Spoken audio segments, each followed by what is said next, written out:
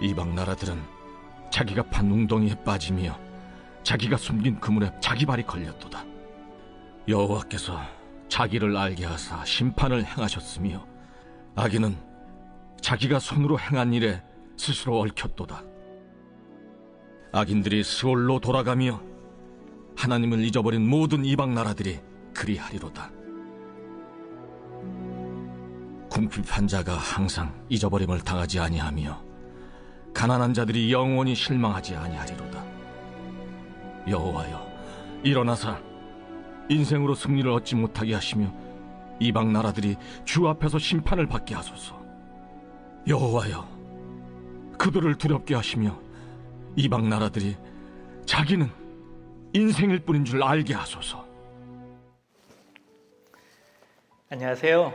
박한서 목사입니다. 제목에 혹하여 사서 읽은 책 중에 인간의 흑역사란 책이 있습니다. 그 책의 한 토막을 소개하자면 이렇습니다. 마오쩌둥이 집권하면서 제4의 운동을 펼치죠. 4가지 유해동물을 박멸하는 운동인데요. 그 4가지는 모기, 쥐, 파리, 그리고 참새입니다. 모기는 말라리아를 퍼뜨리고 쥐는 흑사병을 퍼뜨린다는 것은 이론의 여지가 없죠. 그런데 여기에 참새가 포함되었습니다. 1년에 참새 한 마리가 먹어치우는 곡식의 양이 4.5kg에 달한다고 합니다. 참새 100만 마리를 잡으면 인구 6만 명을 먹여 살릴 수 있다는 계산이 나온 거죠. 그때부터 자본주의의 대표 동물로 참새가 낙인 찍혔습니다. 이 전쟁은 승리로 끝났죠. 운동의 결과로 쥐 15억 마리, 모기 1100만 킬로그램, 파리 1억 킬로그램, 참새 10억 마리가 소탕된 것으로 추산되어집니다. 결과는 어떻게 되었을까요? 참새들은 곡식만 먹은 것이 아니라 메뚜기가 참새의 밥이었던 것이죠. 10억 마리의 천적이 사라지자 중국의 메뚜기들은 매일매일 잔칫날이었다고 합니다. 결과는 돌이킬 수 없는 대기근이었죠. 뿐만 아니라 1500만에서 3000만이 이 대기근으로 말미암아 사망한 것으로 추산되어집니다. 섣부른 판단과 인간의 자만이 불러온 참사가 된 것이죠. 그러나 어디 그뿐일까요? 오늘 우리는 무엇이 맞고 무엇이 틀린지를 제대로 알 수 없는 시대 속에 살고 있습니다. 인터넷이나 유튜브를 통해 쏟아지는 수많은 사건, 사고와 한 사건을 바라보는 다양한 쟁점, 이해관계의 충돌 속에서 판단을 내리기가 참으로 쉽지 않다라는 것이죠.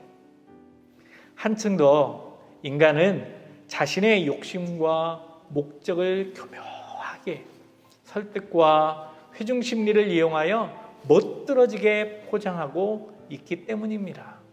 그러나 성경이 우리에게 들려주는 이야기는 다윗이 노래하고 있는 것처럼 15절 자기가 판 웅덩이에 빠졌다. 자기가 숨긴 그물에 자기 발이 걸렸다. 16절 악인은 자기가 손으로 행한 일에 스스로 얽혔도다. 아무리 웅덩이를 파고 그물까지 준비한다고 하더라도 결국에는 자기가 자기 손으로 행한 일에 스스로 덫에 걸리고 만다라는 것이죠. 다윗은 이 부분에서 하나의 음악 용어를 넣습니다. 16절을 보실까요? 주님은 공정한 심판으로 그 모습 드러내시고 악한 사람은 자기가 꾀한 일에 스스로 걸려드는구나. 히카연 셀라. 히카연이라고 하는 음악 용어는 정숙한 소리라는 뜻으로 묵상하다, 생각하다에서 유래하였습니다. 그러니까 잠시 음악 연주를 멈추고 묵상하는 것을 의미합니다. 그렇습니다. 우리는 생각해야만 합니다. 깊이 묵상해야만 합니다. 인간의 악한 뜻과 악한 계획은 반드시 자기 발목을 잡게 되어 있다는 것이지요. 이것은 나쁜 일을 하지 말라라는 말도 되지만 애매히 고난을 받을 때 혹은 주님을 의지하며 삶에도 불구하고 다가오는 시련과 고난에 어떻게 대처해야 되는지 그 자세를 보여주는 것입니다. 그리고 우리는 셀라로 나가야만 합니다. 셀라는 단조로운 흐름에서 벗어나 연주의 변화를 주는 것을 말합니다. 마치 음을 반음이나 한음 높여서 더 웅장하고 더 깊은 찬양으로 나아가라는 것이지요. 17절 악인은 수올로 돌아갈 것이고 18절 궁핍한 자는 잃어버림을 당하지 아니할 것이다. 이 모든 일의 중심에는 하나님께서 계십니다. 하나님께서 이 모든 것을 친히 주장하시고 섭리하실 것입니다. 20절을 자기는 인생일 뿐인 줄 알게 하소서 셀라. 고백하는 다윗의 음성에 귀를 기울이시기를 바랍니다.